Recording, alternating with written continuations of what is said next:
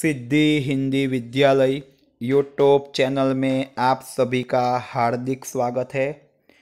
आज हम कक्षा 10 विज्ञान और टेक्नोलॉजी विषय में चैप्टर 12 विद्युत के बारे में आगे अभ्यास करेंगे।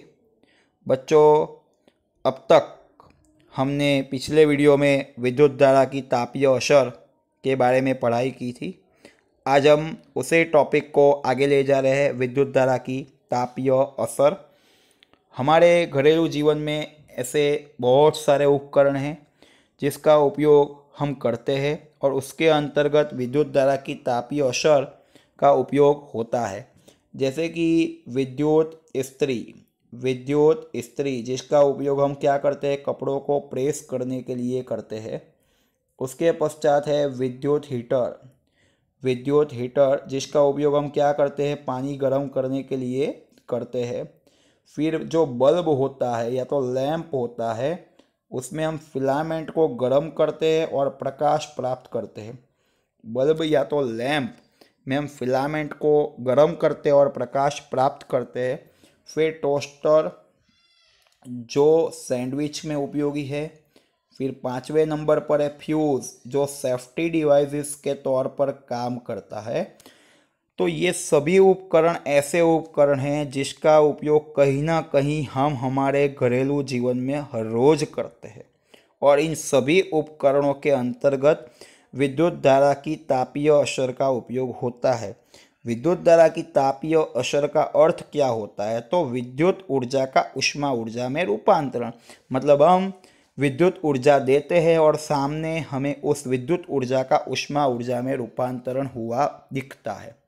तत्पश्चात बच्चों, हम एक प्रश्न देख रहे हैं कि विद्युत बल्ब द्वारा हम प्रकाश उत्पन्न करने के लिए विद्युत धारा की तापीय असर किस तरह उपयोग में आती है।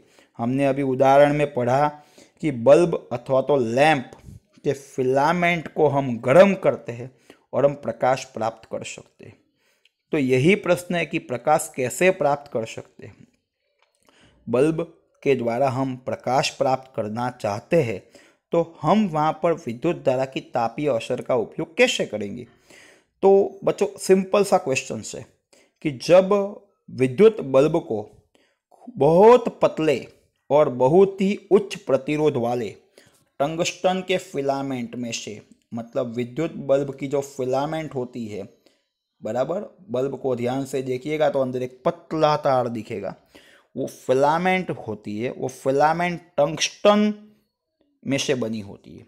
किस में से बनी होती है? टंगस्टन। मतलब विद्युत बल्ब की फिलामेंट किस में से बनी होती है? टंगस्टन, जो खूब पतली होती है, प्लस उसका जो प्रतिरोध होता है वो बहुत ही अधिक होता है, बराबर। विद्युत बल्ब की जो फिलामेंट होती है बहुत पतली होती है और उसका प्रतिरोध बहुत ही ज़्यादा होता है। जब इसमें से विद्युत धारा प्रवाहित होने वाली है, जब इस फिलामेंट में से विद्युत धारा प्रवाहित होगी तो बहुत ही वो फिलामेंट गर्म होगी। वो टंगस्टन की फिलामेंट बहुत ही गर्म होगी और गर्म होकर जो प्रकाश का उत्सर्जन करेगी, मतलब पहले मुद्दे में हम क्या लिखेंगे कि विद्युत बल्ब की फिलामेंट किसमें से बनी होती है। ओके, विद्युत बल्ब की फिलामेंट टंगस्टन में से बनी होती है, पतली होती है और जो टंगस्टन है उसका प्रतिरोध बहुत ही, मतलब जो पतला है इसके कारण उसका प्रतिरोध अधिक होता है। जब विद्युत धारा इस फिलामेंट में से पसार होती है तब वो गर्म होती है और प्रकाश का उत्सर्जन करती है। अभी हम सोचते हैं कि ये फिलामेंट बनाने के लिए टंगस्टन धातु ही क्यों? ये लैंप की फिलामेंट बनाने के लिए टंगस्टन धातु ही क्यों और कोई धातु का उपयोग नहीं होता है? हमारे मन में सवाल जरूर होगा कि टंगस्टन धातु ही क्यों उपयोगी होती है, लैंप का फिलामेंट बनाने के लिए टंगस्टन धातु का उपयोग क्यों होता है। नंबर 1 तो उसका कारण है उसका गलनांक बहुत उच्च होता है। उसका गलनांक जो होता है वो बहुत उच्च होता है बच्चों, उसका गलनांक बहुत हाई होता है। कितना होता है? लगभग 3380 सेल्सियस। 3380 3380 सेल्सियस जितना होता है। और इतने ऊंचे गलनांक के कारण वो पिघलती नहीं है परंतु ऊष्मा को बनाए रखती है। इतने ऊंचे गलनांक के कारण वो पिघलती नहीं है परंतु ऊष्मा को बनाए रखती है और उसके कारण वो गर्म होकर प्रकाश का उत्सर्जन करती है। मतलब पहला कारण है गलनांक। क्यों? तो जो फिलामेंट है वो टंगस्टन में से क्यों बनाई जाती है? क्योंकि टंगस्टन का गलनांक बहुत उच्च होता है। कितना होता है बच्चों? 3380 सेल्सियस। और इतने ऊंचे गलनांक के कारण वो पिघलती नहीं है, और वो पिघलती नहीं है मतलब ज़्यादा गर्मी मिलेगी तो ऊष्मा को बनाए रखकर वो प्रकाश को उत्सर्जित करेगी। फिर टंगस्टन का एक और गुणधर्म है, टंगस्टन का और एक गुणधर्म है लचीलापन। टंगस्टन का और एक गुणधर्म है लचीलापन और ऊंचे तापमान पर बाष्पीकरण का दर। ऊंचे तापमान पर बाष्पीकरण का निम्न दर। उच्च तापमान पर बाष्पीकरण का नीचा दर। उच्च तापमान पर बाष्पीकरण का जो दर होता है वो नीचा होता है, मतलब ऊंचे तापमान भी इसका बाष्पीकरण कम होता है। ऊंचे तापमान पर भी इसका बाष्पीकरण कम होता है। ये कारणसर टंगस्टन ही बल्ब की फिलामेंट बनाने के लिए अनुकूल है। 3 मेजर जो कारक है, एक तो है गलनांक, दूसरा है लचीलापन और तीसरा है बाष्पीकरण। उच्च तापमान पर भी बाष्पीकरण का कम होना।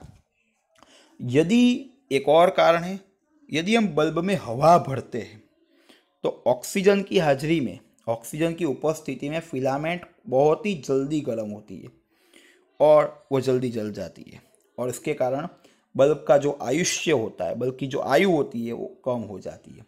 यदि हम बल्ब में हवा भरते हैं, ठीक है, तो ऑक्सीजन की उपस्थिति में बहुत ही जल्दी गर्म होने के कारण फिलामेंट जल जाती है, उसका जो आयु होती है वो कम होती है।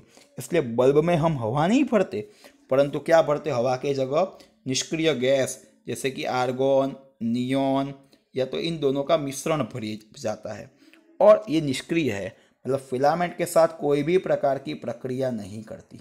ये धातु है कैसी है? निष्क्रिय धातु है ये जो। तो इसके कारण ये गैस निष्क्रिय गैस होने के कारण फिलामेंट के साथ कोई भी प्रक्रिया नहीं करती और जिसके कारण फिलामेंट बनी रहती है और इसके कारण जो बल्ब की आयु होती है वो बढ़ती है। और बल्ब के अंतर्गत अधिकतर विद्युत ऊर्जा का ऊष्मा ऊर्जा में रूपांतरण होता है और बहुत कम ऊर्जा, बल्ब के अंतर्गत अधिकतर विद्युत ऊर्जा का ऊष्मा ऊर्जा में रूपांतरण होता है और बहुत कम ऊर्जा का प्रकाश ऊर्जा में रूपांतरण होता है। इसीलिए फिलामेंट वाले बल्ब कम कार्यक्षम होते हैं। अब ट्यूबलाइट में हम फिलामेंट का उपयोग करते ही नहीं है, इसलिए बल्ब की तुलना में फिलामेंट अधिक कार्यक्षम होती है। अभी हम बच्चे एक बात नए टॉपिक की करते हैं जिसके अंतर्गत भी विद्युत धारा की तापीय असर का उपयोग होता है। उसकी बात करने से पहले हम उसका टाइटल जान लेते हैं, फ्यूज। कौन सा टाइटल है बच्चों? फ्यूज। तो सर्वप्रथम फ्यूज के अंतर्गत क्या होता है? तो फ्यूज के अंतर्गत क्या होता है? फ्यूज के अंतर्गत फ्यूज तार होता है, कैबिनेट होता है, मतलब एक बॉक्स होता है। फ्यूज के अंतर्गत फ्यूज तार होता है और एक कैबिनेट होता है, मतलब एक बॉक्स जिसके अंतर्गत फ्यूज तार लगाया जाता है। फ्यूज तार की लाक्षणिकता है, फ्यूज तार की कौन सी लाक्षणिकता है उसके बारे में हम अभ्यास करते हैं। फ्यूज तार की जो कौन सी लाक्षणिकता है देखते हैं। फ्यूज तार है वो कम प्रतिरोध वाला और कम गलनांक वाला होता है। उसका जो फ्यूज तार का जो प्रतिरोध होता है वो कम होता है और उसका गलनांक होता है ना, जो उसका गलनांक है वो भी कम होता है। उसका प्रतिरोध भी कम होता है और उसका गलनांक जो होता है वो भी कम होता है। फ्यूज तार का जो गलनांक होता है वो भी कम होता है। फ्यूज तार जो होता है उसका प्रतिरोध भी कम होता है और उसका गलनांक भी कम होता है। ठीक है बच्चों। उसके पश्चात फ्यूज का जो काम क्या होता है? तो फ्यूज का एक ही काम है बच्चों। फ्यूज का काम है कि अगर हम कोई कारणवश हमारे परिपथ में विद्युत धारा का प्रमाण ज़्यादा हो जाए तो वो ज़्यादा विद्युत धारा से या ज़्यादा विद्युत प्रवाह से हमारे परिपथ को बचाता है। मतलब एक प्रकार की जो फ्यूज़ की बात करते हैं तो फ्यूज़ सेफ्टी डिवाइसेस है। जितनी ज़रूरत हो उससे ज़्यादा ज़रूरत वाली विद्युत धारा यदि हमारे परिपथ के अंतर्गत आती है तो फ्यूज़ के अंतर्गत फ्यूज़ वायर पिघल जाता है और परिपथ खुला बनाता है, जिसके कारण विद्युत धारा हमारे घर में प्रवेश कर सकती नहीं है और विद्युत उपकरणों को होने वाला नुकसान भी रुकता है। फ्यूज़ को कहाँ जोड़ा जाता है? फ्यूज़ को पॉजिटिव वायर मतलब लाइव वायर के साथ विद्युत उपकरण और मुख्य वोल्टेज प्राप्ति स्थान मतलब मेन सप्लाई के बीच श्रेणी में जोड़ा जाता है। मतलब ये फ्यूज़ है, ये मेन सप्लाई है और ये विद्युत उपकरण है मतलब विद्युत की डिवाइसेस है। इन दोनों के बीच में फ्यूज़ को श्रेणी में जोड़ा जाता है। मेन लाइंस मतलब मेन सप्लाई और विद्युत उपकरणों के बीच फ्यूज़ को श्रेणी में जोड़ा जाता है। किसके किसके साथ? मेन लाइंस मतलब मेन सप्लाई और विद्युत उपकरणों के बीच फ्यूज़ को श्रेणी में जोड़ा जाता है। फ्यूज़ एक सेफ्टी डिवाइसेस है मतलब सुरक्षा का साधन है। वो अनावश्यक उच्च विद्युत धारा से हमारे उपकरण और परिपथ को बचाती है। अभी फ्यूज़ वायर बनाने के लिए योग्य गलनांक वाली मिश्र धातु जैसे कि एल्यूमिनियम, लोहा, तांबा और सीसा, ये धातु का तार का टुकड़ा होता है। योग्य गलनांक वाली मिश्र धातु या तो धातु के तार का टुकड़ा वो फ्यूज़ वायर बनाने के लिए उपयोग में आता है। अभी फ्यूज़ का हम कार्य लिखते हैं। यदि निश्चित धारा की से भी ज़्यादा धारा हमारे विद्युत परिपथ में आती है तो फ्यूज़ के अंदर जो फ्यूज़ वायर हम लगाते हैं वो फ्यूज़ वायर गर्म होकर पिघल जाएगा। परिणाम स्वरूप क्या होगा? परिपथ खुला बनेगा और परिपथ खुला बनने के कारण हमारे घर में विद्युत धारा का वहन रुक जाएगा और हमारे घर में विद्युत उपकरणों को कोई भी प्रकार का नुकसान नहीं होगा। कोई एक विद्युत उपकरण को स्वतंत्र रूप से रक्षण देने के लिए जो फ्यूज़ होता है वो आकृति में दर्शाया गया है। फ्यूज़ का तार है वो एक प्रकार के कैबिनेट में रखा जाता है मतलब उसका एक बॉक्स आता है जिसके अंतर्गत हम फ्यूज़ का तार रखते हैं। हमारे घर में जो उपयोगी फ्यूज़ है वो है 1 एम्पियर वाले, 2 एम्पियर वाले, 3 एम्पियर वाले, 5 एम्पियर वाले, 10 एम्पियर वाले, जैसे अलग अलग पावर रेटिंग वाले फ्यूज़ हमारे घर में होते हैं। अलग अलग जैसा साधन जिसका जितना पावर रेटिंग चाहिए वैसा फ्यूज़ हमें रखना पड़ेगा, बराबर। यदि हम सोचते हैं कि 220 वोल्ट बराबर और 1 किलोवाट विद्युत इस्त्री बराबर 1 किलोवाट विद्युत इस्त्री। अभी इसके लिए इसमें से धारा कितनी जाएगी हम पहले चेक कर लेते। 1 किलोवाट बराबर 1000 वाट होता है। 1 किलोवाट बराबर 1000 वाट होता है तो इसमें से धारा कितनी जाएगी? P बराबर VI के सूत्र पर से धारा का मान होगा I बराबर क्या होगा? P बटे V बराबर P कितना है? 220 बटे में पावर कितना है बच्चों? 1000 है ना, पावर 1000 वाट है बटे में 220 तो आपका जो जवाब आएगा वो है 4.54 एम्पियर। तो इसके लिए हमें 5 एम्पियर रेटिंग वाला फ्यूज़ उपयोग में लेना चाहिए। 5 एम्पियर वाला फ्यूज़ उपयोग में लेना चाहिए। और एक बात बच्चों, फ्यूज़ का जो सिद्धांत है वो कौन सा है? फ्यूज़ का जो सिद्धांत है वो है विद्युत धारा की तापीय असर। विद्युत धारा की तापीय असर ये आपके फ्यूज़ का सिद्धांत है। मतलब विद्युत ऊर्जा का उष्मा ऊर्जा में रूपांतरण। विद्युत धारा की तापीय असर मतलब विद्युत धारा का उष्मा ऊर्जा में रूपांतरण। विद्युत धारा का अथवा तो विद्युत ऊर्जा का उष्मा ऊर्जा में रूपांतरण ये है विद्युत धारा की तापीय असर या तो विद्युत ऊर्जा का उष्मा ऊर्जा में रूपांतरण। हम यह कहे तो भी चल देगा। मतलब फ्यूज़ वो विद्युत धारा की तापीय असर या तो ऊर्जा का ऊष्मा ऊर्जा में रूपांतरण इस सिद्धांत पर कार्य करता है। और फ्यूज बच्चों एक प्रकार की सेफ्टी डिवाइसेस है। आज भी हर घर में हर मेन लाइन्स से फ्यूज होते हैं। हमारे घर में भी हम देखेंगे जहाँ से मेन लाइन्स आती है वहाँ बड़ा फ्यूज रखा होगा। हमारे घर के अंतर्गत भी फ्यूज मेन बोर्ड होगा वहाँ पर भी रखा होगा।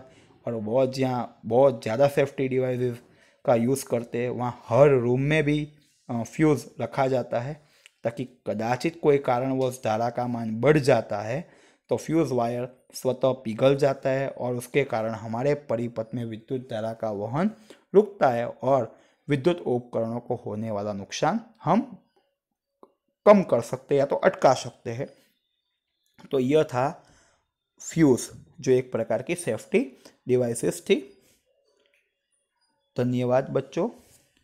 यदि यह वीडियो आपको पसंद आया हो तो इस वीडियो को लाइक कीजिएगा, अपने मित्रों को शेयर कीजिएगा और इस सिद्धि हिंदी विद्यालय यूट्यूब चैनल को सब्सक्राइब करना न भूलें, ताकि आने वाले वीडियो का अपडेशन आपको जल्द से जल्द मिलता रहे। धन्यवाद बच्चों, इस वीडियो को देखने के लिए धन्यवाद। હું છે તારે બોલ, ખખલાટ કરે હું છે।